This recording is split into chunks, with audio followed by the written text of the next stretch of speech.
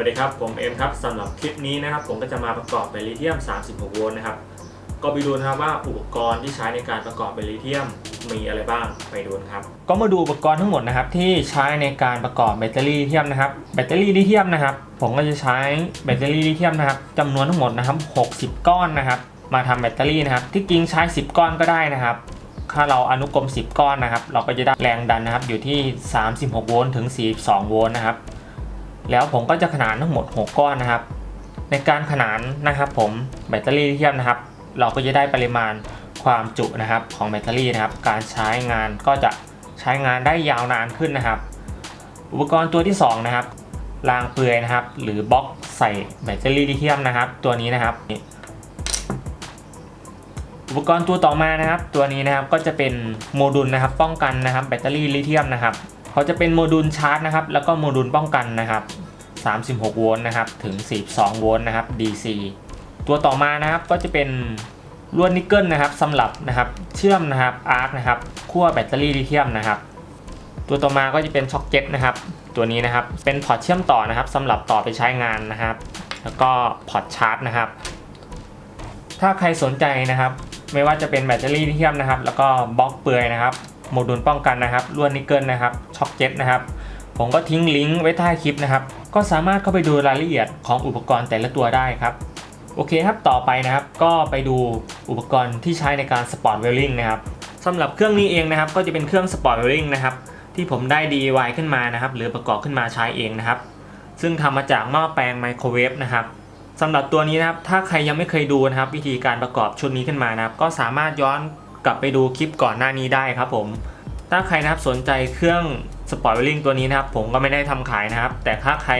อยากมีไว้ใช้จริงๆนะครับผมก็มีตัวแนะนำนะครับซึ่งเป็นเครื่องสปอร์ตเวลลิ่งนะครับจากโรงงานเลยนะครับถ้าใครสนใจนะครับผมก็ทิ้งลิงก์ไว้ใต้คลิปนะครับก็สามารถเข้าไปดูรายละเอียดข้อมูลตัวสปอร์ตเวลลิ่งหรือเครื่องสปอร์ตเวลลิ่งที่ผมแนะนำได้ครับโอเคครับต่อไปนะครับผมจะทำการประกอบแบตเตอรี่ลิเธียมนะครับชุดนี้ให้เขาสามารถใช้งานได้ไปดูครับ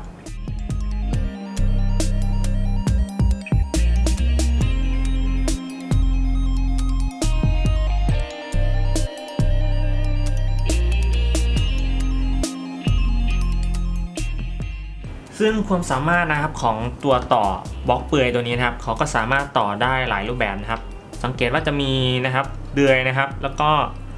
พอร์ตต่อนะครับแบบนี้เราก็สามารถต่อออกแบบนี้ก็ได้นะครับนี่ครับต่อได้เหมือนกันแต่สำหรับผมนะครับผมจะทำนะครับเป็นรูปแบบยาวนะครับก็จะออกมาในหน้าตาเป็นแบบนี้นะครับ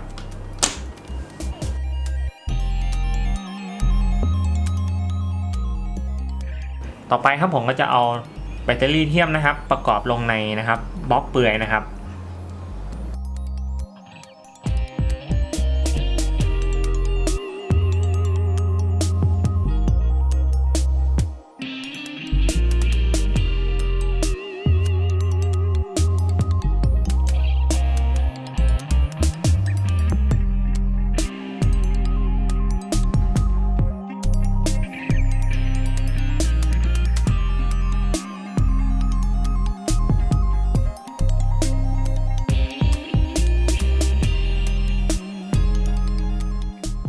ตอนนี้นะผมก็ได้นะครับติดตั้งนะครับฐานลิเธียมนะครับลงในบล็อกเปลือยเสร็จเรียบร้อยแล้วนะครับก็จะสังเกตได้ว่านะครับว่าผมวางนะครับแบตเตอรี่นะครับสับด้านกันนะครับผมก็จะอนุกรมนะครับทั้งหมดนะครับ10ชุดนะครับก็จะได้ไฟอยู่ที่36ถึง42โวลต์ DC นะครับก็จะนับได้ว่านะครับทั้งหมดก็จะมี10ชุดนะครับ1ชุด2ชุดนะครับ3ชุด4 5 6 7 8 9 10นะครับแล้วก็ผมก็จะขนานนะครับทั้งหมดนะครับ6ก้อนนะครับ6ก้อนนะครับชุดละ6ก้อนนะครับต่อไปนะครับผมได้ทำการนะครับติดตั้งนะครับบล็อกเปลือยด้านบนนะครับ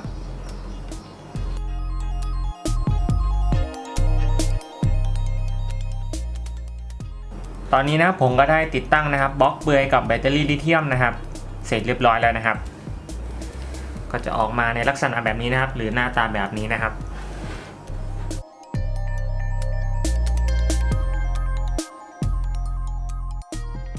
ต่อไปนะครับผมได้ทำการนะครับสปอร์ตเวลลิ่งนะครับเชื่อมสปอร์ตด้วยลวดนิกเกิลนะครับ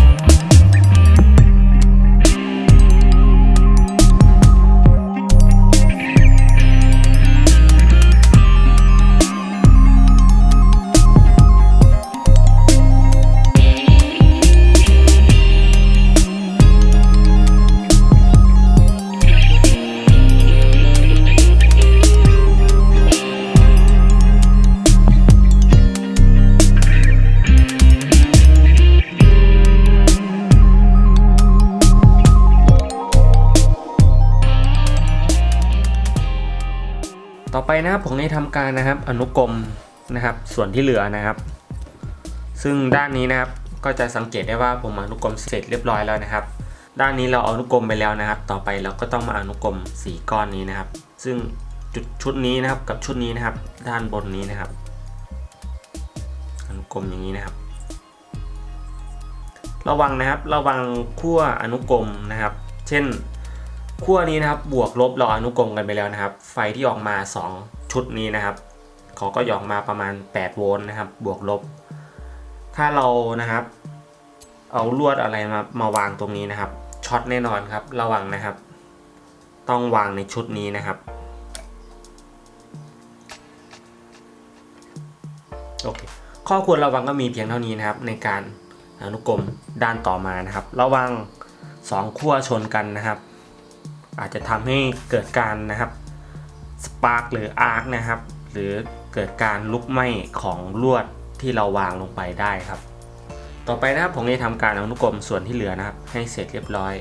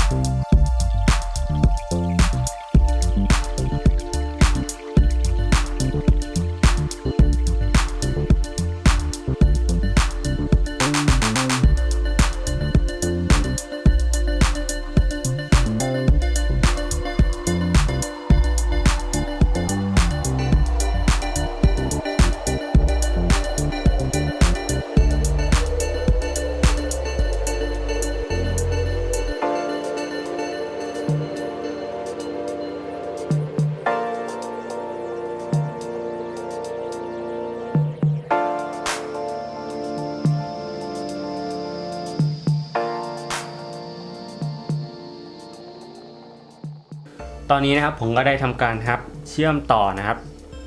อนุกรมเสร็จเรียบร้อยแล้วนะครับก็จะออกมาในหน้าตาแบบนี้นะครับนี่จะเป็นด้านนะครับท้ายนะครับแล้วก็ด้านบนนะครับไฟบวกไฟลบนะครับก็จะออกมาทั้ง2ขั้วนี้นะครับขั้วบวกและขั้วลบนะครับ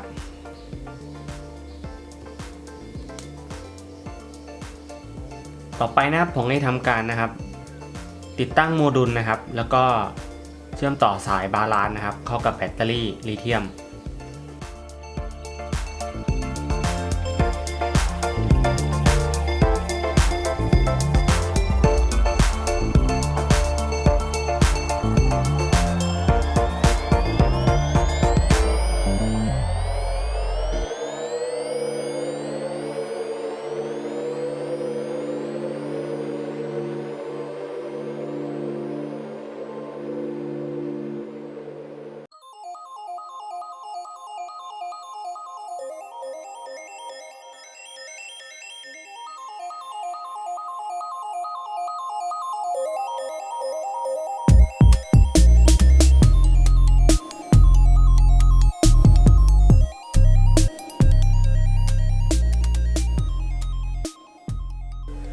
ต่อไฟแบตเตอรี่นะครับขั้วลบนะครับเข้าจุดนี้นะครับแล้วก็เขาก็จะผ่านวงจรนะครับแล้วก็ออกมา P นะครับซึ่งเวลานะครับแบตหมดหรือกระแสสูงเกินนะครับวงจรตัวนี้ก็จะทำการตัดนะครับการจ่ายพลังงานออกมาที่ P นะครับก็จะมีประมาณนี้นะครับสำหรับการต่อใช้งานครับแล้วก็ขั้วบวกนะครับของโมดูลป้องกันตัวนี้นะครับเราต้องต่อโดยตรงนะครับ ซึ่งจะมีแค่ไฟลบเท่านั้นนะครับที่ผ่านโมดูลป้องกันตัวนี้ผมก็จะโชว์รูปขึ้นให้ดูนะครับคร่าวๆนะครับว่าในการต่อเป็นแบบไหนนะครับสำหรับวิธีการต่อโมดูลนะครับก็ไปดูตามรูปภาพนะครับที่ผมโชว์ขึ้นนะครับจากรูปภาพนี้นะครับเป็นวิธีต่อนะครับโมดูลป้องกันนะครับกับแบตเตอรี่ลิเธียมนะครับซึ่งเราก็จะเห็นลักษณะการต่อชาร์จนะครับแล้วก็ต่อใช้งานแล้วก็ต่อสายบาลานซ์นะครับให้ต่อตามลายวงจรนี้นะครับสำหรับลายวงจรนี้นะครับผิดนะครับการเขียนการบอกนะครับตัวนี้ผิดนะครับห้ามต่อตามรูปนี้นะครับซึ่งผมไม่แน่ใจว่าทำไมเจ้าของเว็บนะครับที่ลงขายสินค้าตัวนี้แล้วให้รูปตัวอย่างการต่อวงจรมาแบบนี้นะครับซึ่งผมดูแล้วนะครับมันผิดนะครับการต่อนะครับออกไปใช้งานไม่ตรงกันนะครับจะสังเกตได้ว่าจากแบตเตอรี่นะครับจากด้านล่างนี่ครับสังเกตว่าขั้วบวกขั้วลบนะครับแล้วก็ไปสังเกตโมดูลนะครับซึ่งจากการต่อนะครับขั้วแล้วก็จากโมดูลนะครับไม่ตรงกันนะครับซึ่งถ้าต่อแบบนี้นะครับอาจจะทำให้วงจรช็อตได้นะครับห้ามต่อตามลายวงจรนี้นะครับให้ต่อตามลายวงจรนี้นะครับต่อไปนะครับผมได้ทำการนะครับติดตั้งโมดูลป้องกันตัวนี้นะครับเข้ากับแบตเตอรี่แบบนี้นะครับในจุดนี้เองนะครับก็จะเป็นขั้วลบนะครับซึ่งผมก็จะต่อนะครับนิกเกิลนะครับขึ้นมาเชื่อมต่อกับตัว B ลบโดยตรงเลยนะครับแบบนี้นะครับก็บัตร G นะครับตะกั่วนะครับให้สามารถเชื่อมต่อกับตัวโมดูลได้นะครับ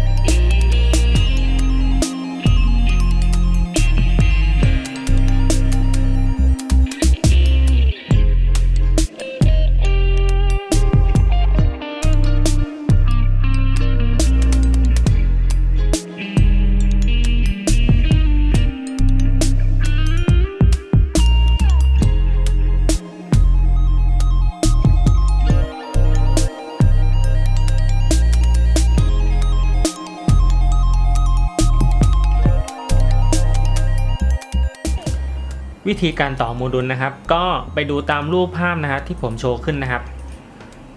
การต่อในลักษณะแบบนี้นะครับในการต่อโมดูลและในการอนุกรมนะครับแบตเตอรี่นะครับเพื่อให้ได้นะครับ36โวลต์นะครับซึ่งแต่ละเซลล์นะครับก็จะอนุกรมกันไปเรื่อยๆนะครับแล้วสายที่เขาเอามาให้ต่อนะครับดูจากสัญลักษณ์นะครับก็เราก็จะรู้นะครับว่าสายนะครับที่เขาให้มาด้วยเป็นสายบาลานซ์นะครับหรือเวลาชาร์จนะครับวงจรนะครับเขาจะบาลานซ์นะครับให้แต่ละเซลล์นะครับให้มีแรงดันเท่าๆกันนะครับ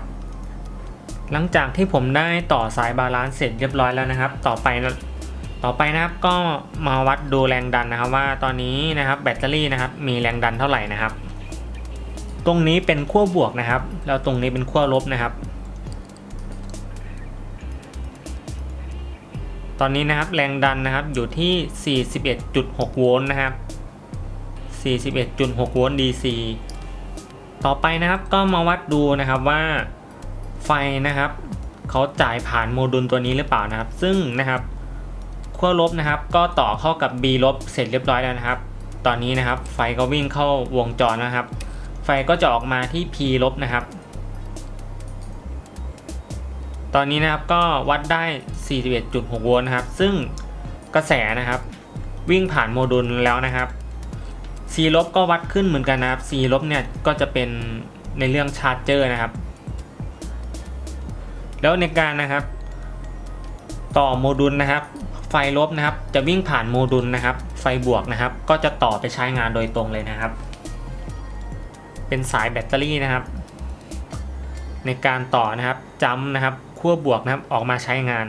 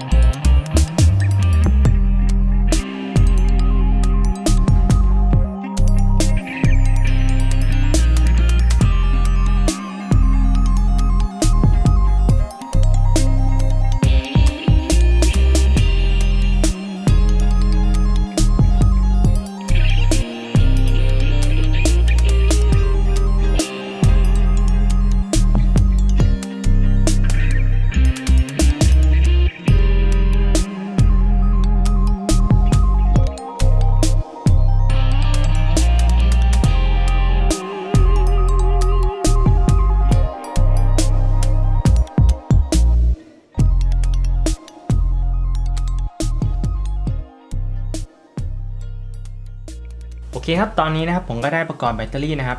เสร็จเรียบร้อยแล้วนะครับแล้วผมก็ติดแผ่นอะคริลิกนะครับ2ด้านนะครับเพื่อป้องกันนะครับวัตถุนะครับไปชนนะครับนิกเกิลนะครับเพื่อป้องกันการอาร์คหรือการลัดวงจรนะครับก็จะออกมาในหน้าตาเป็นแบบนี้ครับสายตัวนี้นะครับก็จะเป็นสายเอาต์พุตนะครับต่อไปใช้งานนะครับตัวนี้ก็จะเป็นพอร์ตชาร์จนะครับอินพุตนะครับเวลาชาร์จแบตเตอรี่นะครับ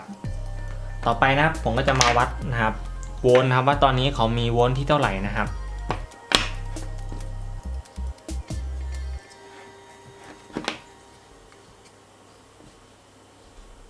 อยู่ที่41นะครับ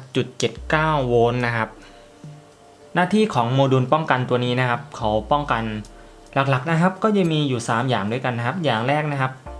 ป้องกันเวลาชาร์จนะครับเวลาแรงดันสูงเกินนะครับ42โวลต์บวกลบ 5% นะครับเขาก็จะสั่งการตัดการชาร์จทันทีนะครับ2นะครับเวลานะครับแรงดันนะครับต่ำเกินที่กำหนดครับเขาก็จะสั่งการตัดการจ่ายนะครับแรงดันออกมานะครับหรือสั่งการตัดการจ่ายกระแสออกมานั่นเองนะครับ3นะครับป้องกันนะครับกระแสสูงเกินนะครับเวลาใช้งานเช่นนะครับเกิดนะครับมีขั้วแบตเตอรี่2ขั้วตัวนี้นะครับบวกลบนะครับชนกันนะครับทำให้นะครับกระแสสูงเกิน35แอมป์นะครับโมดูลตัวนี้ก็จะทำการสั่งตัดการจ่ายออกมาทันทีนะครับเพื่อเซฟตี้นะครับไม่ให้แบตเตอรี่เกิดความเสียหายนะครับก็จะมีหลักๆก็จะมีหน้าที่ประมาณนี้นะครับต่อไปนะครับก็มาดูวงจรชาร์จนะครับ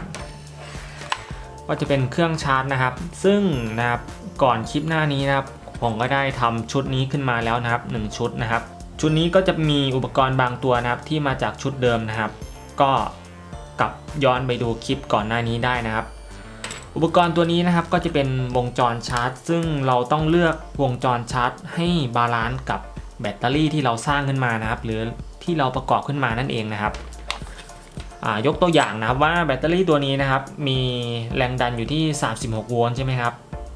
แต่เวลาเขาชาร์จเต็มแล้วแบตเตอรี่จะเต็มอยู่ที่42โวลต์ DC นะครับควรเลือกเครื่องชาร์จนะครับที่42โวลต์นะครับ2แอมป์นะครับเพื่อ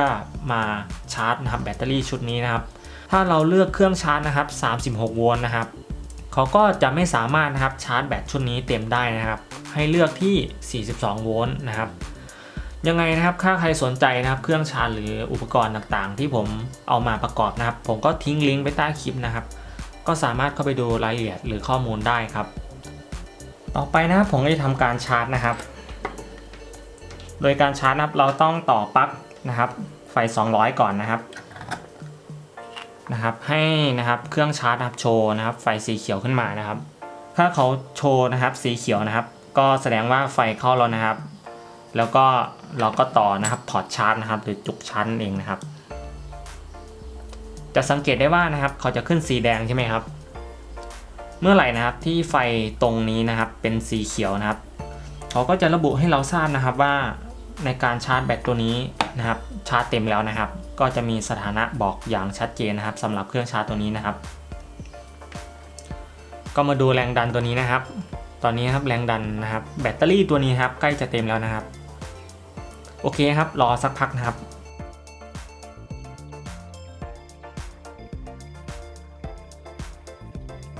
ตอนนี้นะครับเครื่องชาร์จนะครับก็ได้ทำการตัดการจ่ายนะครับหรือทำการตัดการชาร์จเสร็จเรียบร้อยแล้วนะครับก็มาดูแรงดันตรงนี้นะครับก็จะเห็นว่านะครับเขาก็อยู่ที่ 42.45 โวลต์นะครับผมจะลองถอดปลั๊กชาร์จออกนะครับถ้าเราชาร์จเต็มแล้วไม่ได้ใช้งานนะครับนานๆทีนะครับเราก็ควรจะมาชาร์จอีกทีนะครับเพื่อกระตุ้นแบตนะครับ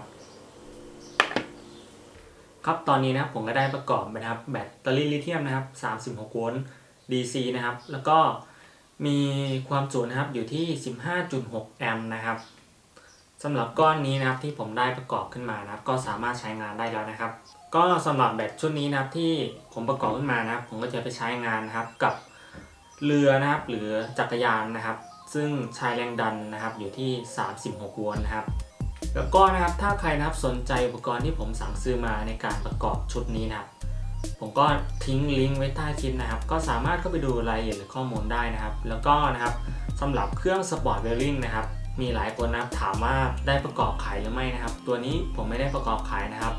ถ้าใครสนใจนะครับเครื่องสปอร์ตเวลลิ่งนะครับผมก็สามารถแนะนำให้ได้นะครับ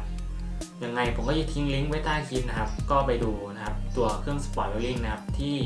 ผลิตออกมาจากโรงงานครับผมว่าเขาน่าจะสามารถใช้ได้ดีกว่าตัวที่ DIY ขึ้นมานะครับโอเคครับสำหรับคลิปนี้นะครับก็มีเพียงเท่านี้เจอกันใหม่ในคลิปหน้าสวัสดีครับ